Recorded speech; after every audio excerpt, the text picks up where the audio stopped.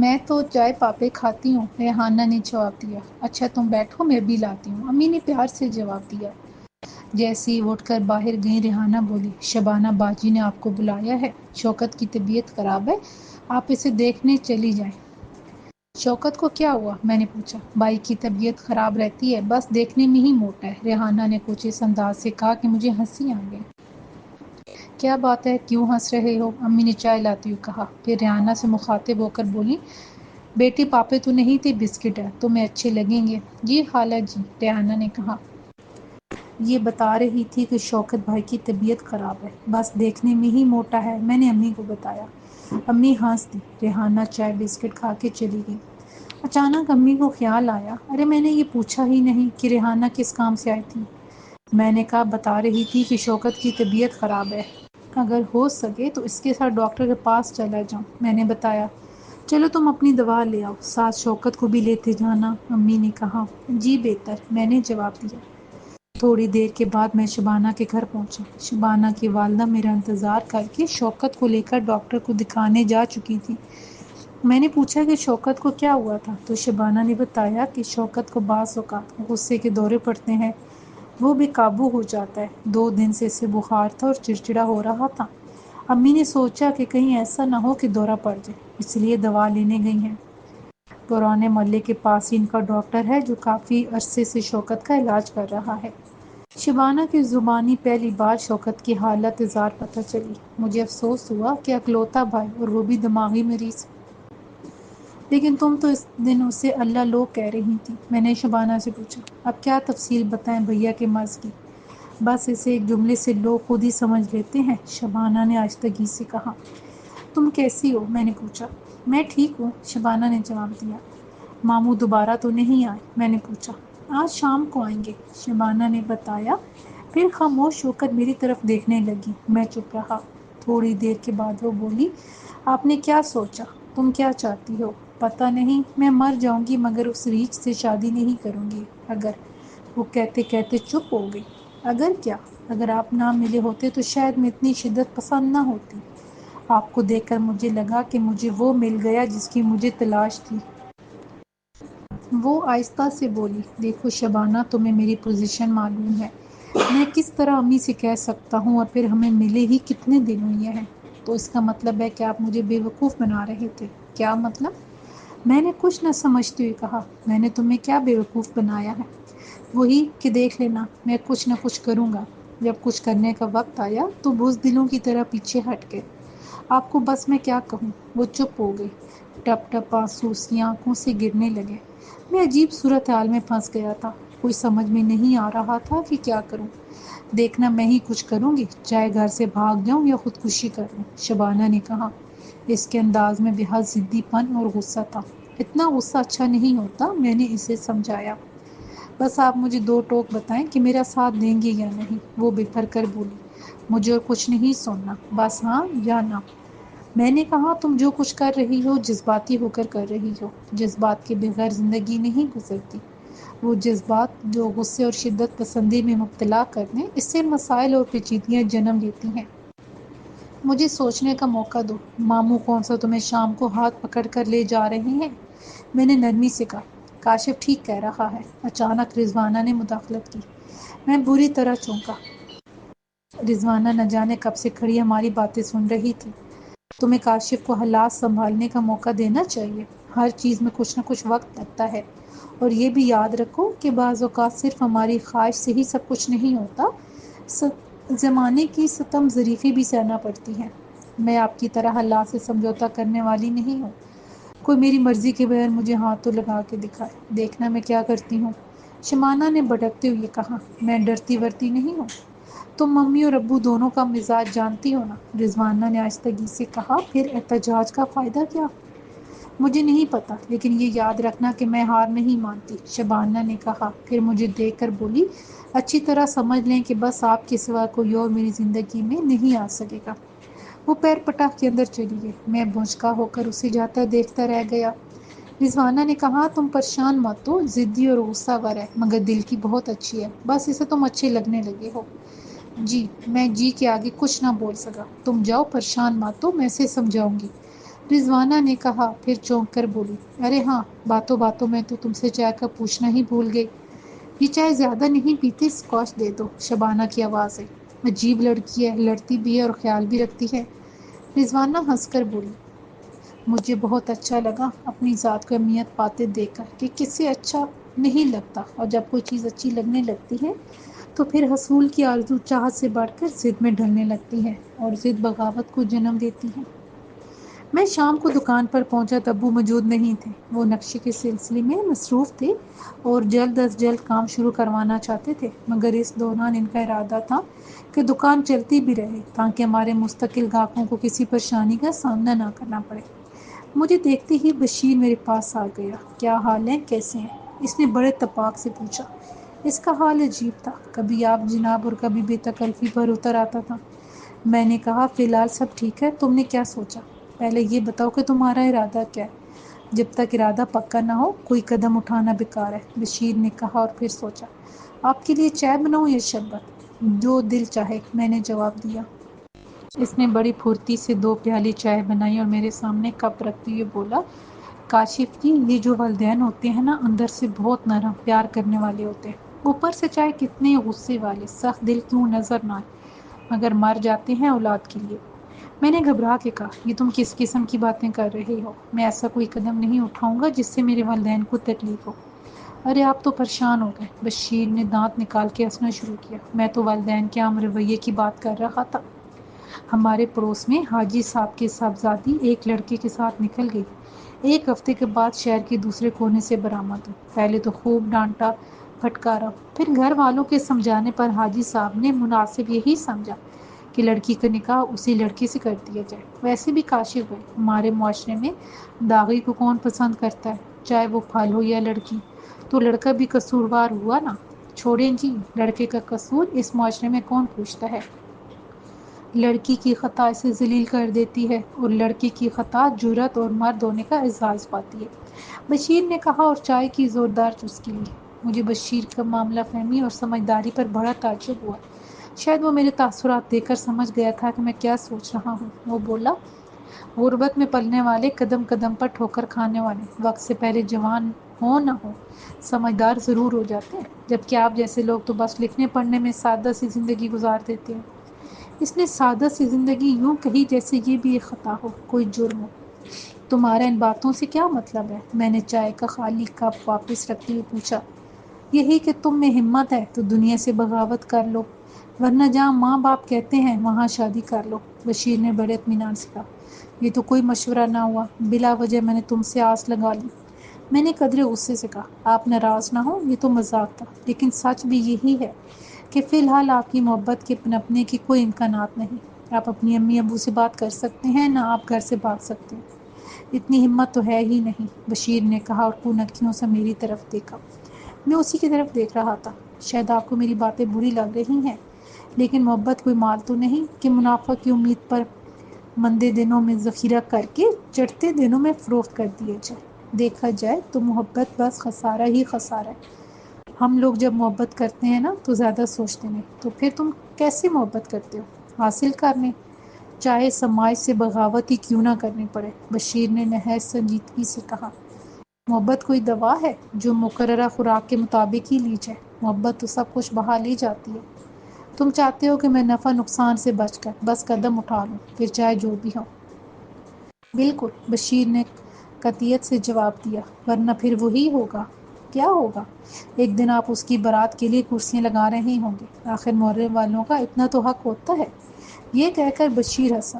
مجھے بہت غصہ آیا، جی چاہ کہ چائے کا خالی کپ اٹھا کے، مگر پھر سوچا، کہہ تو سچ رہا ہے۔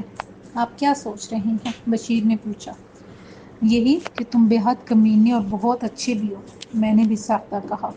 پھر ہم دونوں ہی ہنسنے لگے۔ ابھی تھوڑی ہی دیر ہوئی تھی کہ ابو آ گئے۔ وہ بہت خوش تھے، اسٹور کا نقشہ پاس ہو گیا تھا، بس چند دنوں میں ہی تعمیراتی کام شروع کریں گے، ابو نے کہا۔ ان کا چہرہ فرط مسرت سے دمک رہا تھا، ان کے برسوں کے خوابوں کی تعبیر جو مل گئی تھی۔ بس تم لوگ کام کرنا، میں نگرانی کروں گا، ابو نے کہا۔ یار بڑا تھک گیا ہوں ڈیوٹی دیتے دیتے۔ ان کے لہجے میں خوش دلی تھی، لیکن کہیں کہیں تھکاوٹ بھی ہلکولے لے رہی تھی۔ میں نے ابو کو غور سے دیکھا۔ ابو لمبے قد مگر سمار تھے۔ اس عمر میں بھی ان کی صحت قابل رشک تھی۔ میں نے انہیں شاید ہی کبھی بیمار دیکھا۔ وہ ہمیشہ ہی مجھے چاق و چوبند دکھائی دی ہے۔ میں دکان جانے کے لیے نکلا تو دروازے پر شوکت کھڑا تھا۔ مجھے دیکھتے ہی بولا، کہاں رہتے ہو؟ نظر ہی نہیں آتے۔ تمہاری طبیعت اب کیسی ہے؟ میں نے پوچھا۔ سنا کہ تمہیں بخار ہو گیا تھا۔ ہاں بس بار بار مجھے بخار آ جاتا ہے، وہ بولا۔ اندر سے کمزور ہوں، امی یہی کہتی ہیں۔ بیمار تو کوئی بھی ہو سکتا ہے، میں خود 2 دن بیمار رہا ہوں۔ میں نے کہا، خالہ جی نے مجھے بلایا تھا؟ ہاں میں تمہیں دیکھنے ہی نکلا تھا، اس نے کہا۔ میں اندر داخل ہو گیا۔ صحن میں دھوپ رخصت ہو رہی تھی۔ اندر کمرے سے آوازیں آ رہی تھیں۔ میں باہر ہی رک گیا، شاید کسی نے مجھے کھڑکی سے دیکھ لیا تھا۔ اندر آ جاؤ، باہر کیوں کھڑے ہو؟ اندر سے آواز آئی۔ میں نے پہچان لیا، یہ رضوانہ کی آواز تھی۔ میں کمرے میں داخل ہوا۔ آج کمرے کی ترتیب بدلی ہوئی تھی۔ چارپائی کی جگہ صوفے پڑے ہوئے تھے۔ درمیان میں ایک غلیچہ بچھا ہوا تھا جس پر شیشے کے براؤن ٹیبل رکھی ہوئی تھی۔ میز کے وسط میں ایک چھوٹا سا گلدستہ تھا۔ کمرے میں اپنی ماں کے ساتھ ریحانہ، شبانہ، رضوانہ تینوں ہی موجود تھی۔ مجھے دیکھتے ہی خالہ جی نے کہا، کہاں غائب ہو جاتے ہو؟ بغیر بلائے آتے ہی نہیں۔ ان کے لہجے میں بڑی اپنائیت بھرا شکوہ تھا۔ بس ذرا طبیعت خراب ہو گئی تھی، میں نے بتایا۔ ہاں مجھے ریحانہ نے بتایا تھا۔ انہوں نے کہا، میں یہ کہہ رہی تھی کہ کوئی اچھا باورچی تمہارا جاننے والا ہے؟ کوئی تھوڑا سا کھانا پکوانا ہے۔ تمہارے خالو تو باہر ہوتے ہیں، انہیں اس محلے کی کچھ خبر ہی نہیں۔ باورچی خیریت تو ہے نا؟ میں نے پوچھا۔ کوئی تقریب ہو رہی ہے کیا؟ تقریب ہی سمجھ لو، انہوں نے مسکراتے ہوئے کہا۔ کوئی بڑی تقریب نہیں، زیادہ سے زیادہ 70-80 افراد ہوں گے۔ وہ ذرا رکی، پھر شبانہ سے مخاطب ہو کر بولی، اے شبانہ، جاؤ ذرا کچھ پینے کے لیے لے آؤ۔ بڑی گرمی ہو رہی ہے۔ شبانہ نے مجھ پر ایک نظر ڈالی اور خاموشی سے کمرے سے باہر نکل گئی۔ تم سب نے ضرور آنا ہے، وہ شبانہ کے باہر جانے کے بعد بولی۔ آج سے 5ویں دن نکاح ہے۔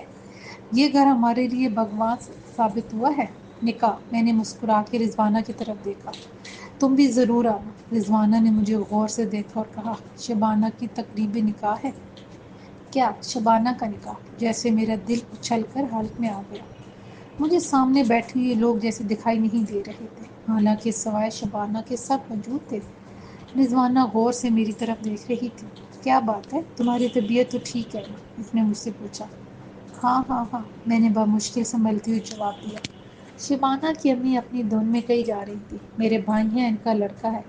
ارے وہی جن کا ایکسیڈنٹ ہوا تھا، شوکت کے والد کے ساتھ۔ تم ہی تو انہیں پکڑ کے اندر لائے تھے نا؟ کیوں؟ انہوں نے اچانک رک کر میری طرف دیکھا۔ جی جی، میں نے بمشکل تمام سر ہلایا۔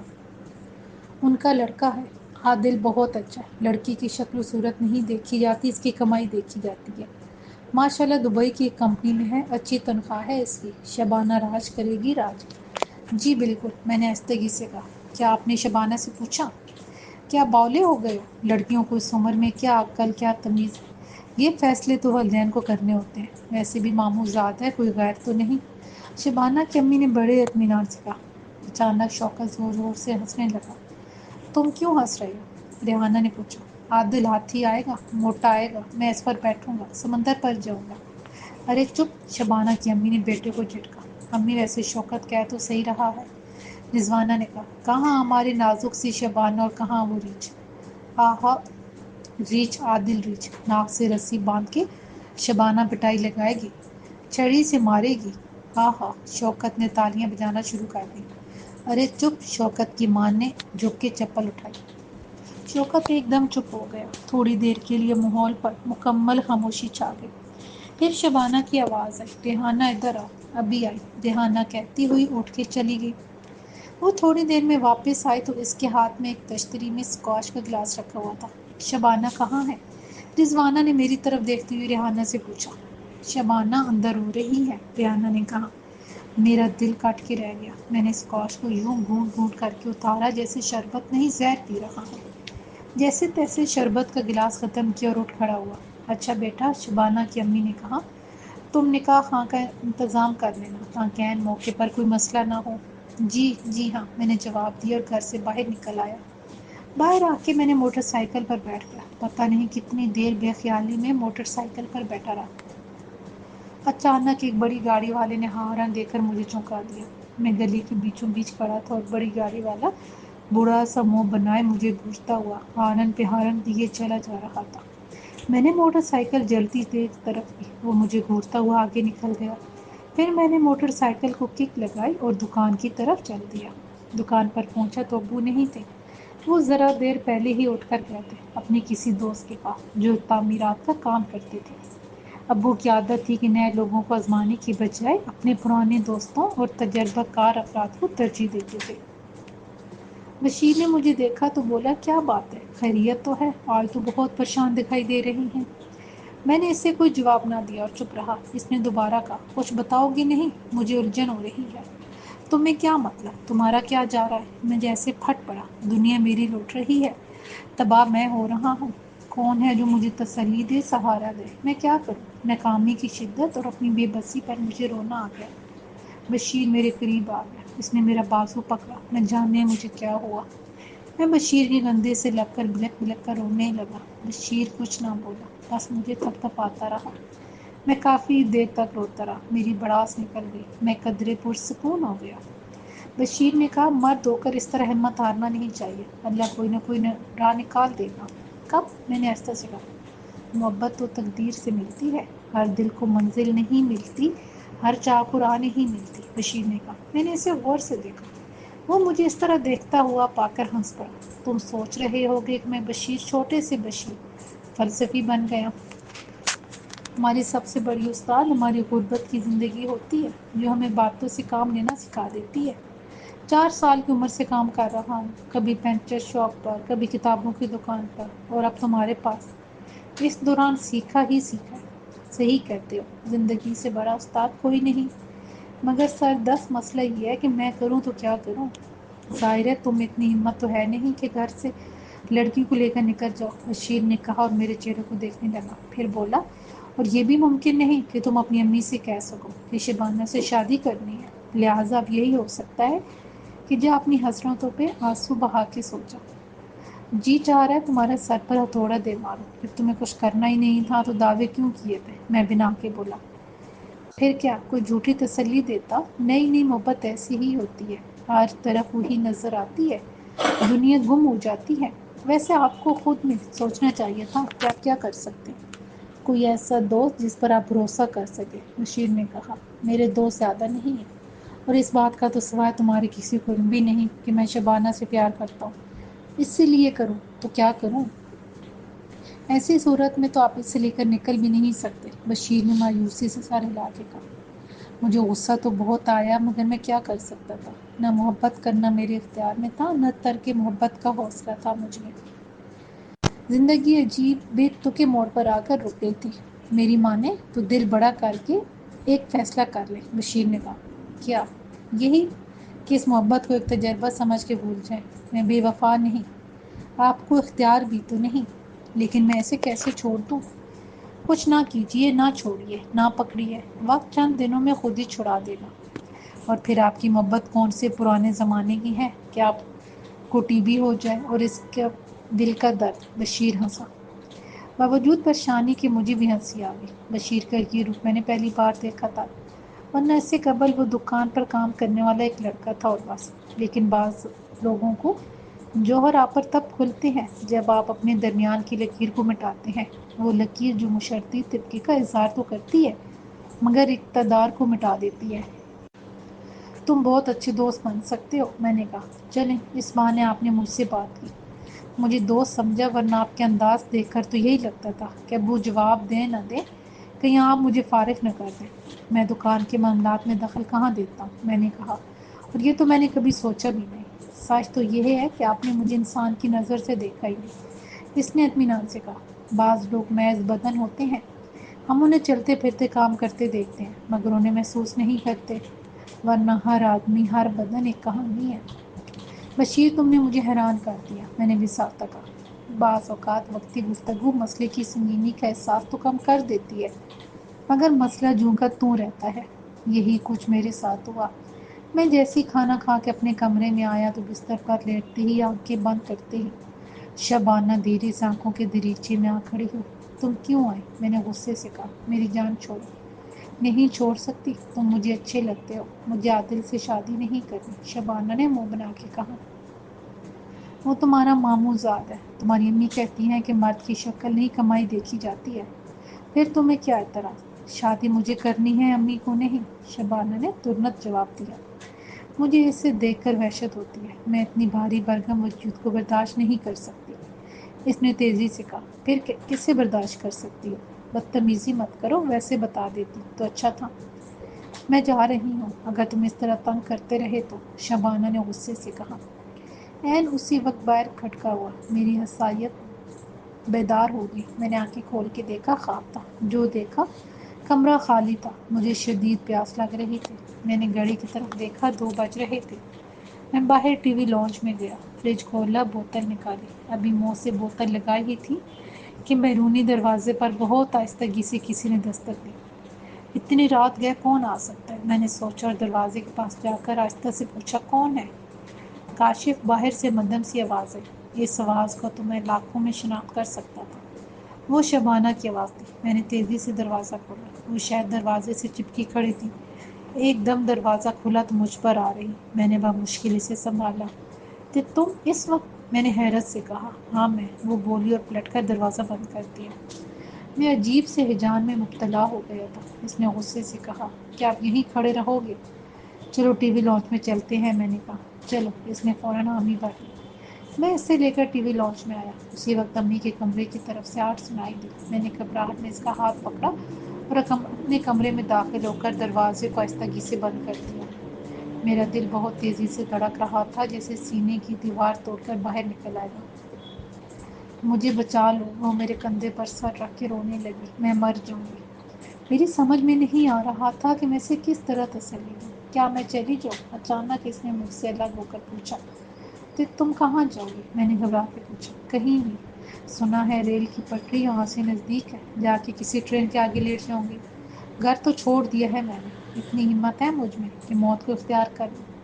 اس نے اپنی بات پر زور دیتے ہوئے کہا اور میری طرف دیکھا. اس کی گہری سی آنکھوں سے آنسو تواتر سے بہہ رہے تھے.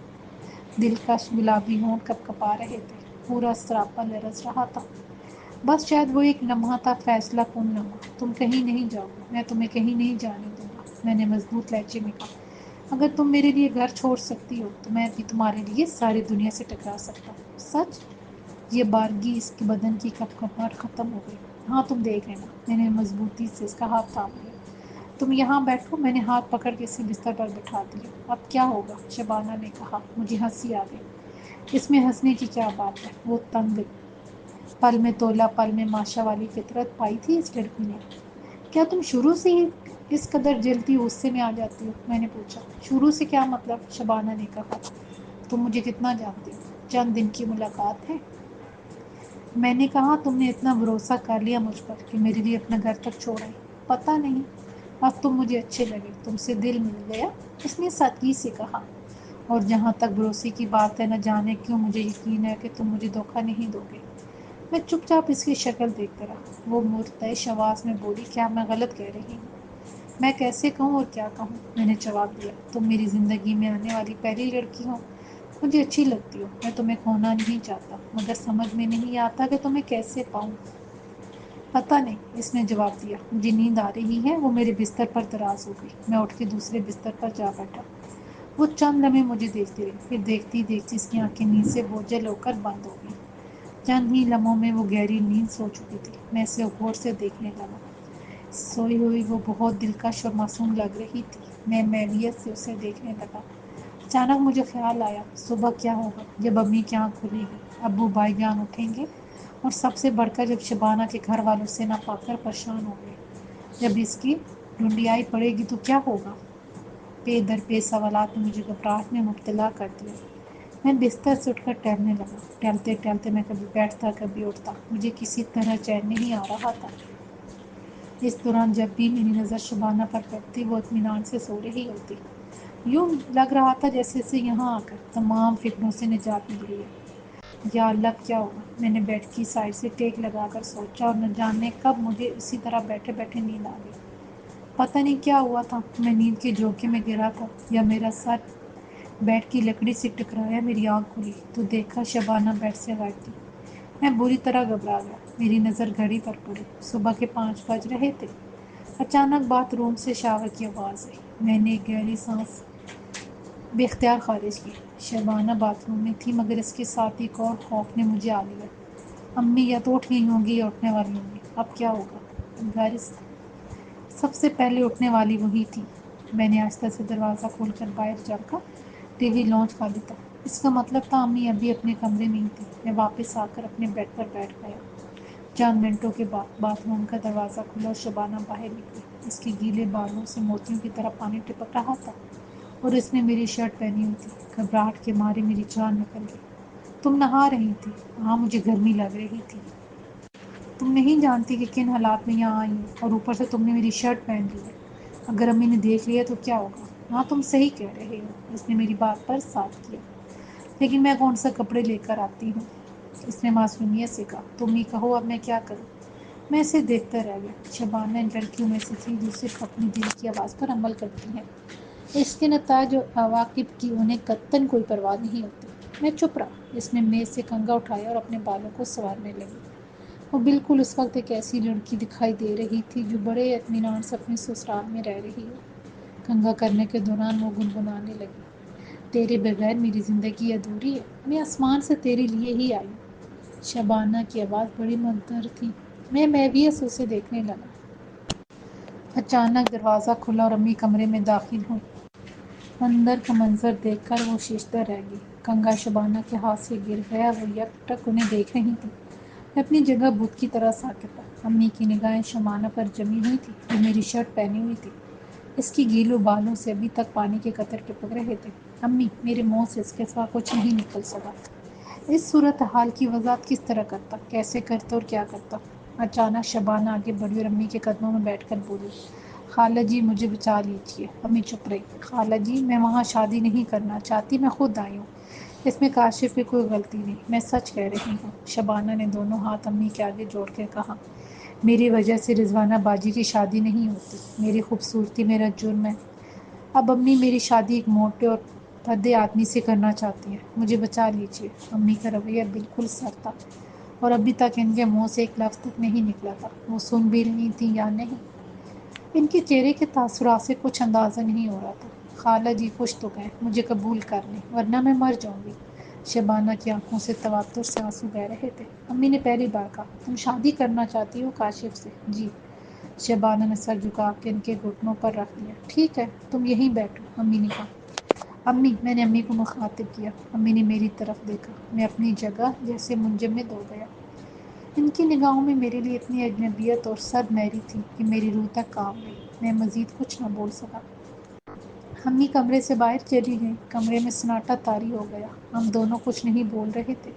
شبانہ بددستور اسی طرح فرش پر بیٹھی ہوئی تھی۔ چند لمحوں کے بعد امی نے کمرے میں جھانک کر ایک جوڑا اندر اچھال کر کہا، یہ کوثر کا سوٹ ہے، یہ پہن لو۔ شبانہ نے جوڑا اٹھایا اور غسل خانے کی طرف چلی گئی۔ مجھے بہت زور کی پیاس لگ رہی تھی، مگر ٹی وی لانچ جہاں فریج رکھا تھا، میری وہاں تک جانے کی ہمت نہیں ہو رہی تھی۔ رہ رہ کے مجھے امی کا اس طرح دیکھنا اپنی نگاہ میں بے وقت کر رہا تھا۔ میرا حل خشک ہو رہا تھا۔ میں چار کمرے سے نکلا، ادھر ادھر دیکھا۔ ٹی وی لانچ خالی تھا۔ میں نے تیزی سے آگے بڑھ کر فریج کھولا، پانی کی بوتل نکالی۔ ابھی میں گلاس کی تلاش میں نظریں دوڑا ہی رہا تھا کہ بیرونی دروازے پر آہٹ ہوئی۔ میں تیزی سے دبے پاؤں بوتل پکڑے اپنے کمرے میں واپس آ گیا۔ کمرے میں داخل ہوا ہی تھا کہ شبانہ نے میرے ہاتھ سے اچانک بوتل اچک لی اور منہ لگا کے پینے لگی۔ تقریباً آدھی بوتل خالی کر کے اس نے مجھے واپس کر دیا اور بولی، قسم سے حلق میں کانٹے پڑ گئے تھے۔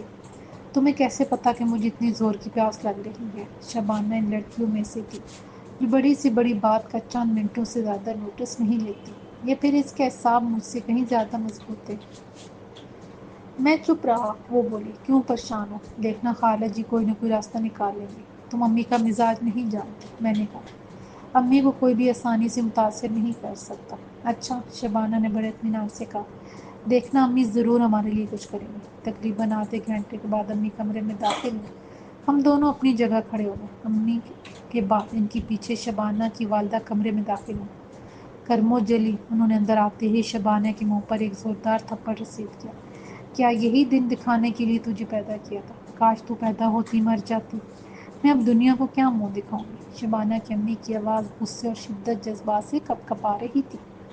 اور کاشف تم ان کی نگاہیں میرے چہرے پر مرتکز ہو گئی۔ کم از کم تم سے مجھے ایسی ہرگز امید نہ تھی۔ تم میرے گھر آتے جاتے تھے جیسے میرے لیے شوکت، ایسے ہی تم، مگر تم نے میرا بھروسہ توڑ دیا۔